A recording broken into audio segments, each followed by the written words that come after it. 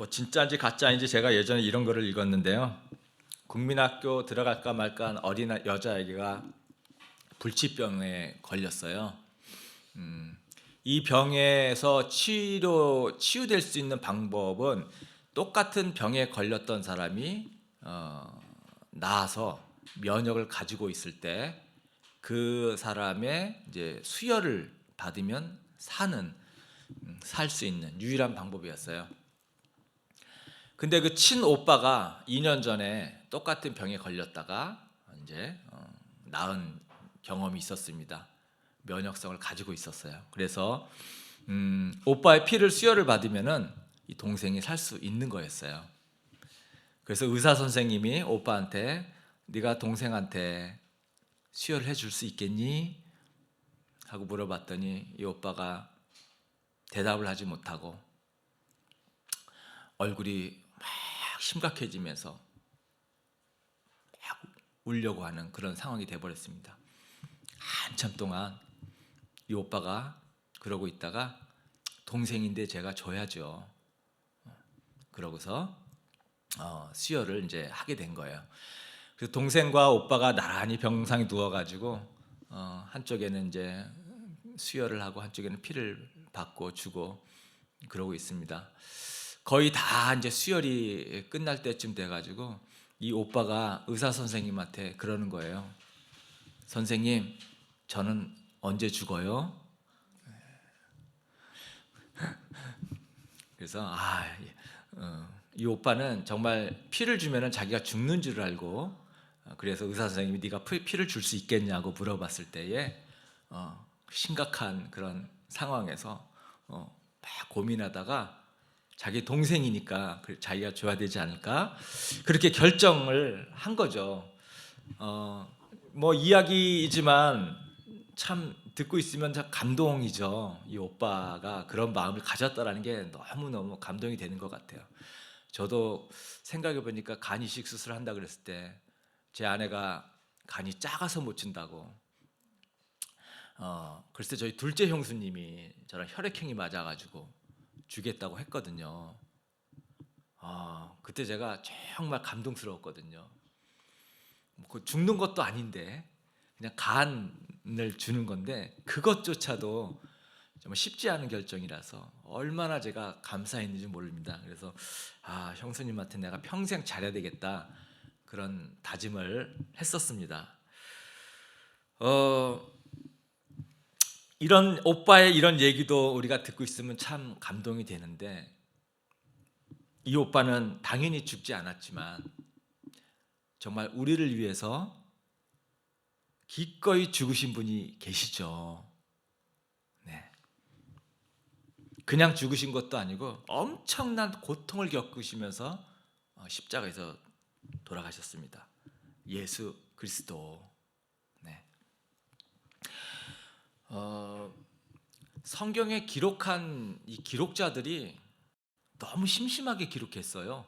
예수님의 이 십자가에서 돌아가시는 이 상황을 좀 더 소설처럼 멋지게 아주 자세하게 생생하게 기록했으면 우리가 좀 더 아주 큰 감동을 받았을 것 같은데 너무 단순하게 기록해버린 거예요. 그래서 18절에 이렇게 얘기를 하고 끝내버립니다. 거기서 그들은 예수를 십자가에 못 박았다. 네. 이게 끝이에요. 십자가에 못 박았다. 과장이 전혀 없습니다. 이 성경이 이래서 참 우리한테 신뢰감을 줘요. 전혀 포장이나 과장이 없어요. 막 부풀리질 않아요. 그래서 성경은 진짜 그대로 기록한 역사적인 사건이다. 우리에게 이런 믿음도 주기도 하는데 그런 신뢰감도 주지만 한편으로는 그때 그 예수님의 그 상황이 얼마나 고통스러웠을지 아팠을지 우리가 공감할 수 없게 만드는 이유이기도 합니다. 예수님의 이야기가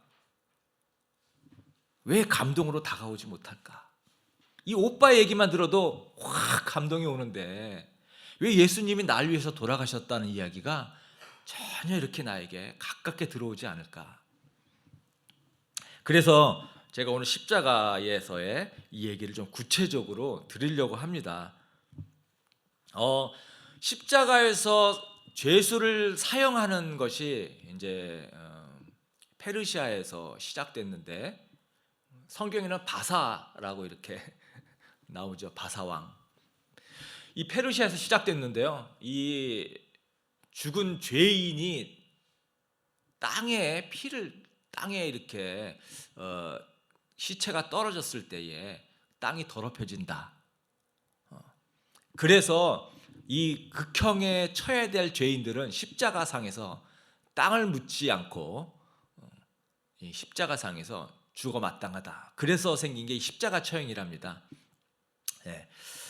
그러니까 아주 흉악범들에게만 이러한 사형을 처했는데요. 땅하고 시체하고 분리하기 위한 거죠.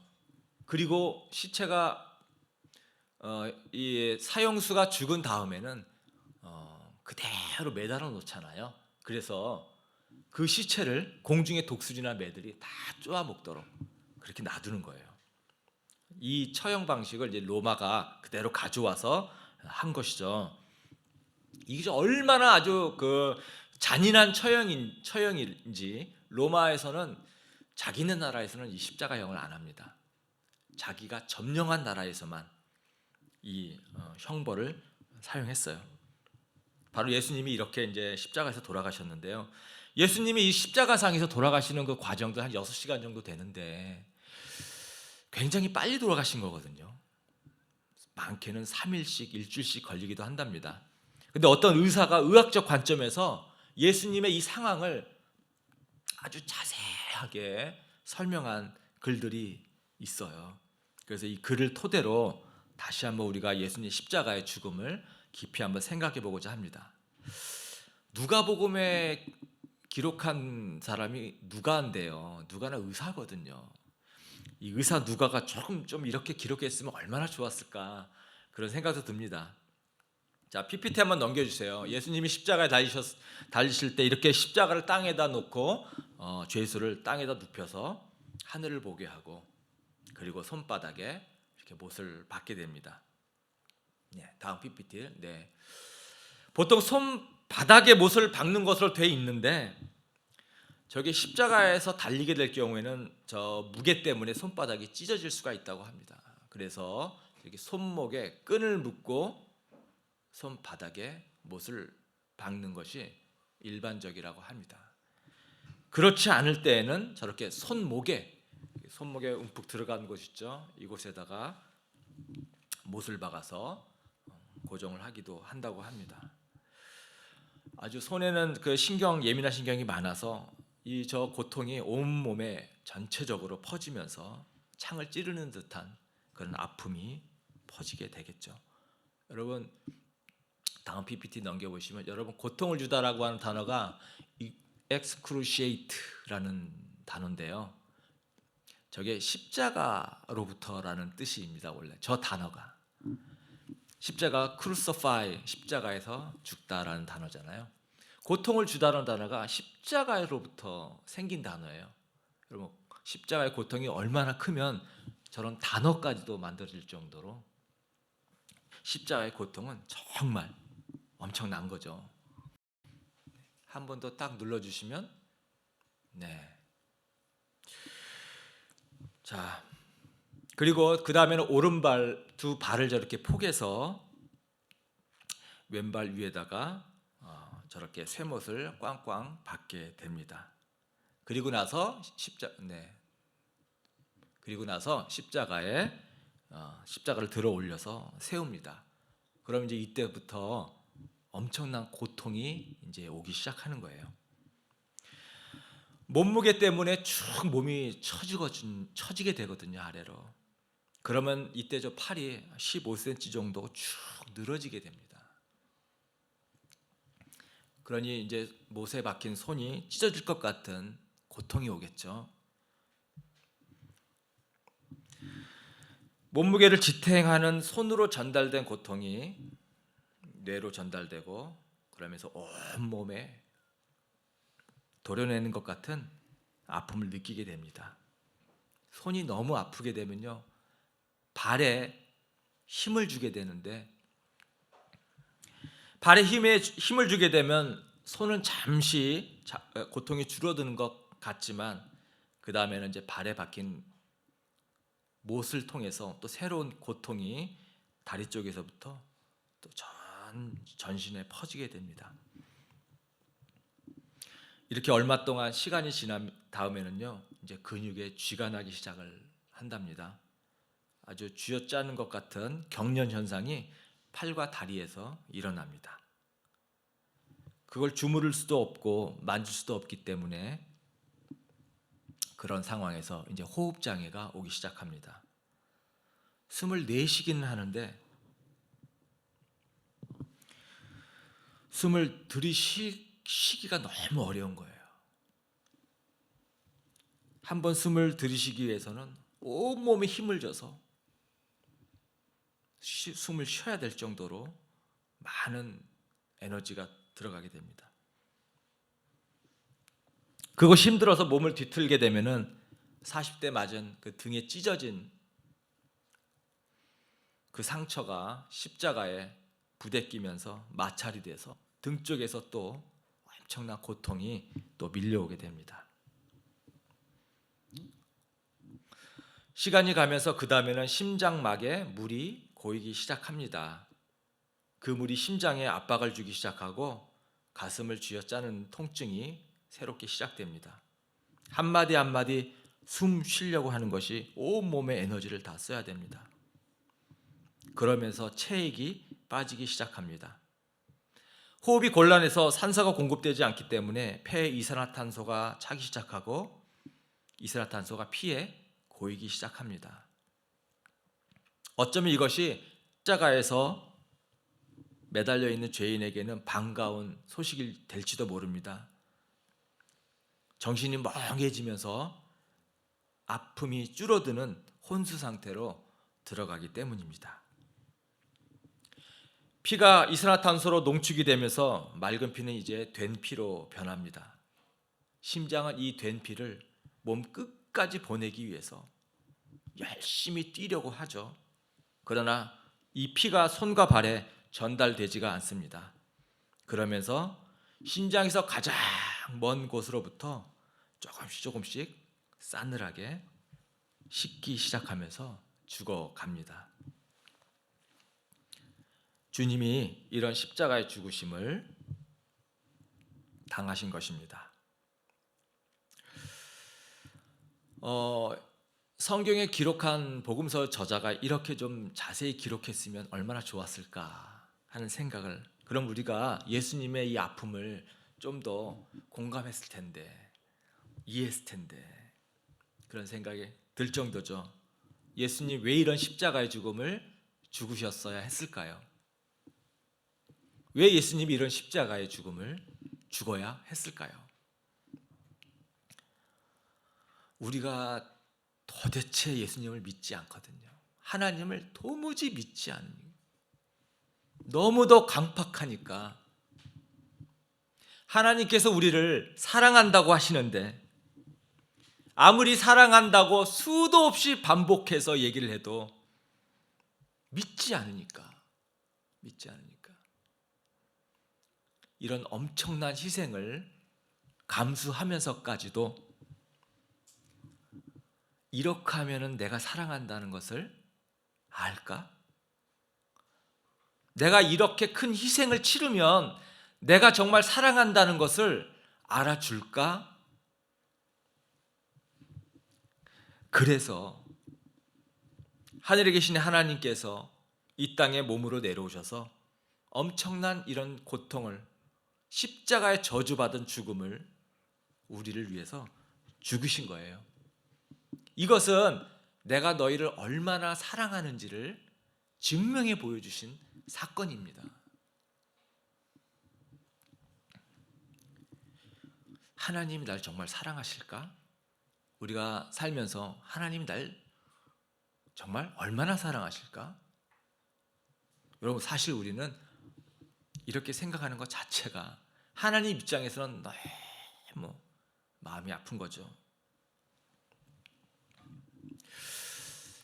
자기 아들을 십자가에 달리신 이 죽음, 이것보다 더 하나님 우리를 사랑한다고 하는 이 마음을 더 다른 방식으로 우리에게 보여줄 수 있는 무엇이 있을까요? 어떻게 하면 이거보다 더 우리를 사랑한다고 하는 그 징표를 우리에게 보여줄 수 있을까요? 아무리 찾아도 없어요. 내 자신을 던진 것만큼 더 내가 너를 더 사랑한다 보여줄 만한 아무것도 없다는 것입니다. 그러니 우리가 십자가 사건 앞에서 하나님 나를 정말 사랑하나? 우리는 이럴 수가 없습니다. 이보다 더 큰 방법, 다른 방법이 없어요. 우리 자녀 키워보신 분들은 자녀가 아프면 진짜 내가 대신 아팠으면 좋겠다 이런 생각 갖습니다. 가져요. 내가 대신 아팠으면 좋겠다. 여러분, 예수님 십자가 달리셨을 때 누가 가장 아팠겠어요? 하나님 아버지. 하나님 아버지가 가장 아프셨습니다. 제발 내가 너희를 사랑한다는 것을 알아다오. 제발 나에게 돌아와다오. 그 간절한 부르짖음이었습니다. 이렇게 하면 혹시나 내가 사랑한다는 것을 알아줄까. 그래서 예수님 이 땅에 보내시고 십자가에 고통을 당하도록 허락하신 겁니다. 여러분, 십자가에 달리신 예수님의 사랑, 이거 거부하는 거 하나님이 가만두시겠어요? 하나님이 그거 거부하면서 살아가는 인생 그거 가만두시겠냐고요? 그죠? 우리는 잘 그냥 이렇게 살면은 적당히 천국 갈 거라고 생각합니다. 모든 사람들이 특별히 죄 안 짓고 나쁜 짓 안 하고 살면 뭐 좋은 데 가겠지. 하나님 보시기에는 아니죠. 네가 내 아들을, 내 사랑을 몰라주는 내 아들을 무시하는 내가 너를 어떻게 내 있는 곳에 오게 하겠느냐. 하나님 있는 곳에 가야 되는데 하나님 없는 곳으로 스스로 가는 우리들, 그것이 지옥이잖아요. 천국은 하나님이 계신 곳, 천국, 하나님 나라. 하나님 없는 곳에 스스로 가려고 하는 어리석은 우리들을 하나님께서 제발 내 있는 곳에 와라. 그래서 그 아들을 보내주실 것입니다. 우리 찬양 하나 같이 할 건데요. 그때 그 무리들이 이 찬양을 통해서 우리의 신앙 고백이 됐으면 좋겠습니다. 우리 같이 조용히 한번 가사를 좀 묵상하시면서 우리 함께 불러보겠습니다. 네.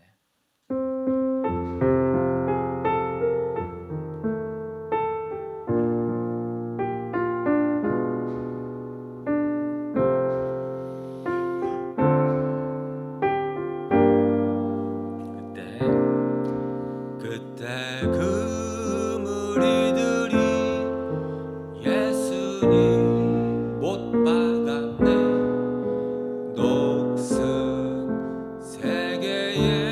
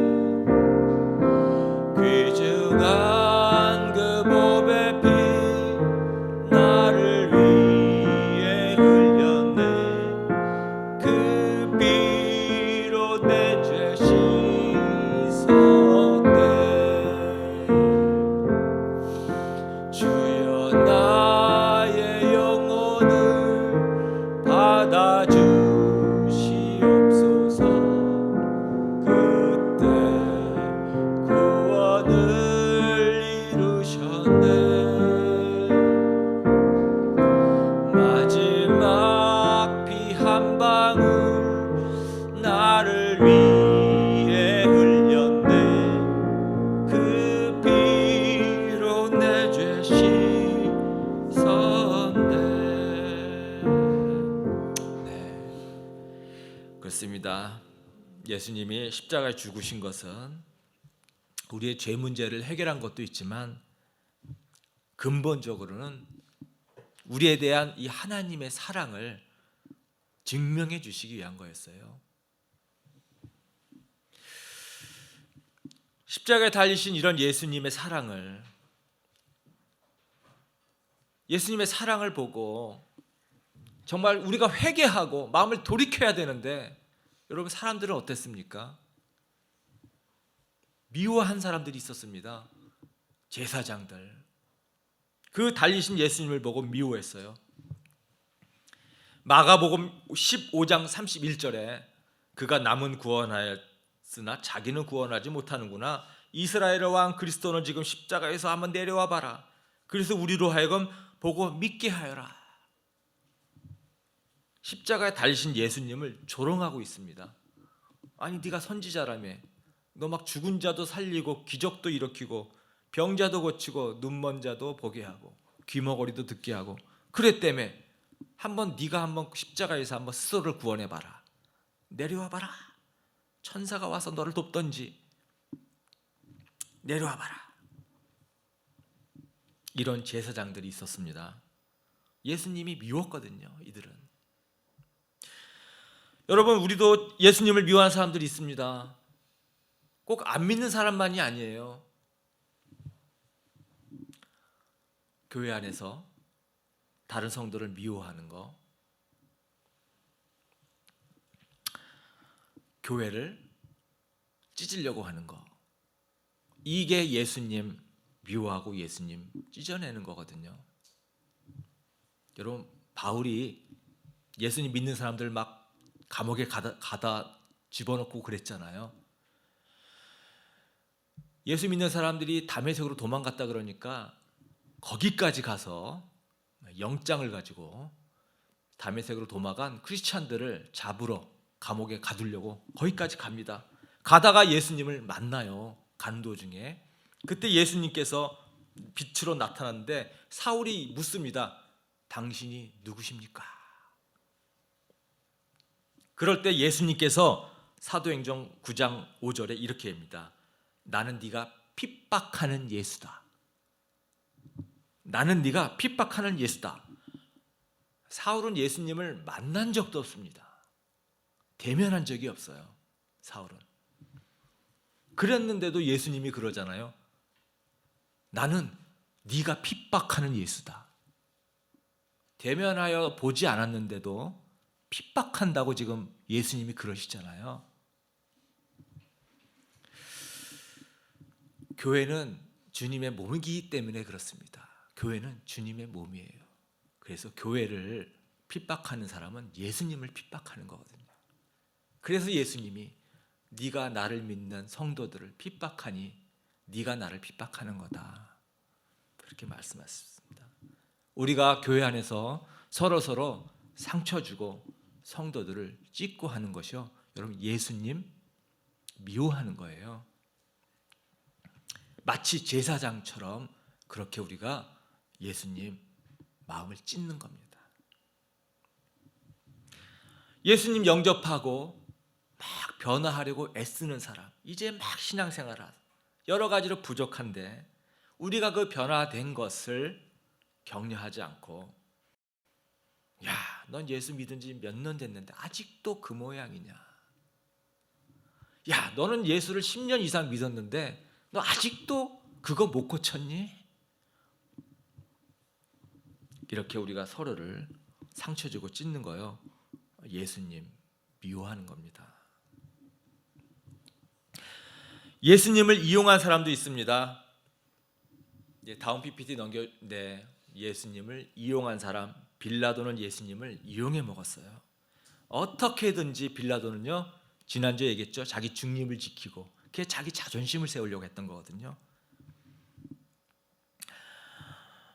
유대 지도자들에게 자기가 자꾸 궁지에 몰리니까 복수하기 위해서 십자가상 위에 한 나라 말도 아니고 로마어, 헬라어, 히브리 말 세 나라의 언어로 유대인의 왕이라는 명패를 갖다가 써 붙였어요.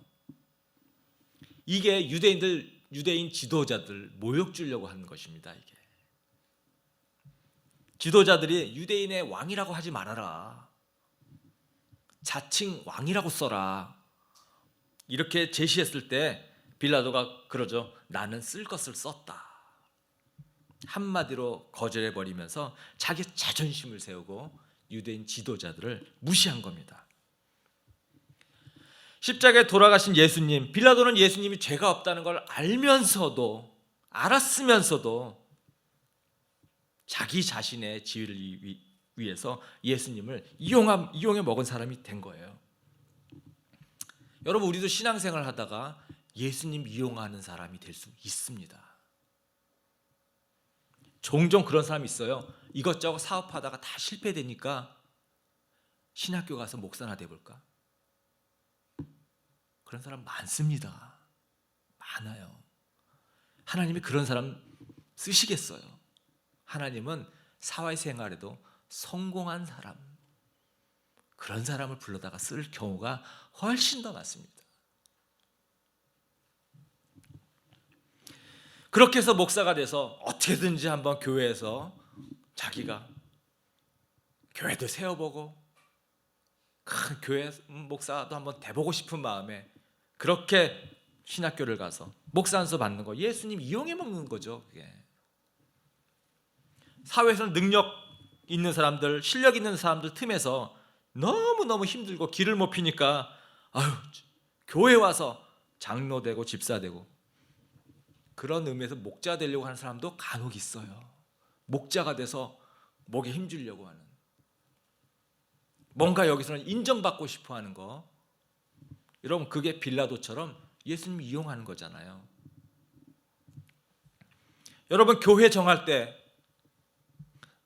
나의 신앙이 정말 도움이 될 교회, 또 이 영혼 구원하는 것에 열심인 교회, 내가 함께 동참해서 뛰어들어서 함께 할 수 있는 이런 교회를 찾아야 되는데, 내 사업에 도움이 될 만한 사람 많은 교회, 큰 교회, 우리 자녀들 교육에 도움이 될 교회, 그냥 편하게 조용히 아무도 모르게 흔적 없이 왔다 갈 수 있는 간섭 없는 교회. 귀찮으니까 그냥 무조건 가까운 교회. 이런 이유로 교회를 정하는 게 빌라도처럼 예수님 이용하는 거예요. 여러분, 예수님의 무관심한 사람이 있습니다. 군인들입니다. 다음 PPT. 아마 예수님께서 그 당시 유대인들의 기준으로 볼 때 머리에 두건을 쓰고 발에 샌들을 신으셨고 속옷을 입고 아마 겉옷을 입으시고 아마 허리띠를 아마 띄었을 거예요. 그래서 예수님 십자가를 지키던 군인이 4명 있었는데 이 군인들이 각각 하나씩 지금 나눠 가진 거예요. 누구는 두건을 갖고, 누구는 샌들을 갖고, 누구는 겉옷을 갖고, 누구는 허리띠를 가졌고. 당신은 가난했으니까, 속옷은 나눌 수가 없으니까 서로 제비 뽑기 위해서 그렇게 찢지 않고 나눠 가졌다, 그렇게 돼 있습니다. 여러분, 군인들이 보기에도 예수님은 전혀 흉악범이 아니거든요. 선지자 같은 사람이었거든요. 그런데도 관심이 없어요. 죽던 말던. 그냥 그 예수님이 입고 있던, 몸에 걸쳤던 그거 어떻게 하나 자기 가지기 위해서 서로 가위바위보를 하고 제비를 뽑는 그런 무관심한 사람들. 우리를 사랑해서 오시고 십자가에 죽으셨는데 예수님보다 내 삶이 너무너무 중요해서 나의 일 때문에 나의 취미 생활이 더 중요하고 술자리가 너무 중요해서 예배에 참석은 정말 할 일 없을 때 오고, 아니면 겨우겨우 시간 맞춰서 간신히 오고, 주님에 대해서 너무 무관심한 거예요. 나를 위해서 십자가에 달리신 그 주님의 그 놀라운 사랑, 정말 그것을 내가 깊이 정말 깨닫게 되면 나도 어떻게 해서든지 정말 하나님 나라와 의를 위해서 내가 정말 뭐라도 해야 되겠다. 정말 먹고 사는 것에 문제를 두는 것이 아니라 정말 돈 벌겠다고, 많은 돈 벌겠다고, 내가 유명해지겠다고, 성공하겠다고 거기에 매달릴 것이 아니라 어떻게든 이 예수님의 십자가의 사랑에 내가 뭐라도 해야 되겠다. 그렇게 우리가 살아가야 될 텐데요. 예수님 옷 그 제비 뽑는 십자가가 죽은 예수님 전혀 관심 없고 그런 무관심한 것처럼 우리도 그러한 삶을 살고 있지 않는가. 여러분, 예수님을 사랑하는 사람들이 있었습니다. 그 자리에 여인들 제자들 다 뿔뿔이 도망가고 그 자리를 지키는 소수의 여인들이 있었어요. 예수님을 사랑하는 사람들입니다. 네, 다음 PPT. 예수를 사랑하는 사람들, 여인들입니다. 끝까지 십자가를 지키셨습니다. 예수님의 어머니가 있었죠. 여러분, 예수님의 어머니도 예수님한테 종종 꾸중을 들으셨어요. 예수님에 대해서 완전히 이해를 하지 못했습니다. 12살 때 성전에서 예수를 잃어버려가지고 막 찾다가 성전에서 예수님을 찾았죠. 그때 예수님이 그러죠. 어머니, 내가 아버지의 집에 있어야 될 줄을 몰랐습니까? 이런 꾸중을 듣습니다. 가나 혼인잔치에서 포도주가 떨어졌을 때에 얘야, 포도주가 다 떨어졌다. 그러니까 예수님께서 어머니에게 여인이여, 내 때가 아직 이르지 않았습니다 하고 가벼운 꾸중을 듣습니다. 예수님 어머니께서 동생들을 데리고 예수님을 찾아왔을 때도 예수님은 어머니, 나의 어머니와 나의 동생들은 하나님의 뜻대로 사는 사람들입니다. 이렇게 가볍게 면박도 주십니다. 그래도 어머니 마리아는 예수님을 사랑했죠. 여러분, 마찬가지로 우리 주위에 예수님에 대해서, 성경에 대해서 잘 모르지만 그냥 교회에 오는 것이 좋고 찬양 부르는 게 좋고 무조건 예수님을 사랑하려고 하는 그런 사람들, 마리아 어머니 같은 사람들입니다. 또 다른 여인이 나오는데요, 이모라고 말하는 여인입니다. 이 이모는 마가복음과 마태복음에 나오는데요, 바로 살로메라고 하는 여인이에요. 살로메, 제자 요한과 야고보의 어머니입니다. 여러분, 살로메는 성경에 보면 이런 기록이 있어요. 자기 야고보와 요한을 예수님의 오른쪽 자리, 왼쪽 자리에 앉히고 싶어서 청탁하러 오죠. 예수님, 우리 아들을 좌우에 앉혀주십시오. 뭘 모르는 그런 살로메였습니다. 거절당했거든요. 거절당했지만 그럼에도 예수님을 끝까지 사랑한 여인이었어요. 여러분, 우리도 신앙생활 하다 보면 예수님이 나를 거절한 것 같은 느낌 들어요. 아무리 기도해도 응답이 안 될 때는 정말 예수님, 내 기도를 거절하시는구나, 속상하죠. 또 빨리 응답이 오지 않아서 안달하고 나의 고통이 계속해서 가중될 때는 그런 마음 들죠. 그러나 그럼에도 불구하고 하나님에 대한, 예수님에 대한 사랑이 흔들리지 않고 그 자리를 계속 지키는 그런 사람이죠. 또 여인 중에 글로바의 아내 마리아가 있습니다. 글로바의 아내 마리아. 네, 이 글로바의 아내 마리아는요, 마가복음과 또 마태복음에 보면요, 작은 야고보와 요셉의 어머니라는 것을 알 수가 있어요. 작은 야고보는 예수님의 12제자 중에 한 명입니다. 아마 이 아들 때문에 예수님을 사랑하게 된 것 같아요. 예수님에 대해서 잘 모르는 분들, 우리 주위에도 하나님, 예수님 잘 모르지만 교회 나가서 우리 가족 중에 누군가가 교회 나가서 참 애들이 건강하게 잘 자라주는 것이 고맙고, 또 우리 자녀들을 잘 돌봐주면 너무너무 고마워서 그래서 하나님을 사랑하는 사람들도 있죠. 또 나오는 여인 중에서 막달라 마리아가 있습니다. 복음서에 다 나오는데요, 누가복음에 보면 7 귀신이 떨어져 나간 여인이라고 되어 있습니다. 주님의 받은 은혜가 너무 고마운 거예요, 이 막달라 마리아는. 그래서 그 은혜가 고마워서 예수님 사랑하고 십자가 끝까지 그 자리를 지킨 사람입니다. 우리도 주님의 은혜를 경험하면요, 그것이 감사해서 내가 힘들고 어려워도 예배 자리 지키려고 노력하고 또 하나님의 또 다른 기도 응답을 소망하게 되고 그러죠. 나를 참 아픈 가운데서 내가 육체적으로 힘든 병상 중에 치료해 주신 하나님 너무 고맙고, 어려운 상황에서 기도했는데 하나님께서 응답해 주신 것이 너무 고마워서 그래서 하나님을 사랑하게 되는 그런 사람들 같은 분들입니다. 여러분, 십자가를 대하는 여러분들은 어떤 사람에 속하십니까? 안 되는 이런 여인처럼 주님을 여전히 사랑하십니까? 아니면 주님을 사랑한다고 하면서도 교회에 상처를 주고 예수님을 찢는 그런 삶을 살고 있지는 않습니까? 우리 예수님, 십자가에서 돌아가신 예수님, 이 예수님 때문에 참 마음이 감동받고 나도 정말 이분을 사랑해서 그래서 참 교회 나오기를 기뻐하고 그래야 되는데 교회 나가서 내가 얻는 것이 뭐가 없을까? 이렇게 예수님을 이용하고 있지는 않는가?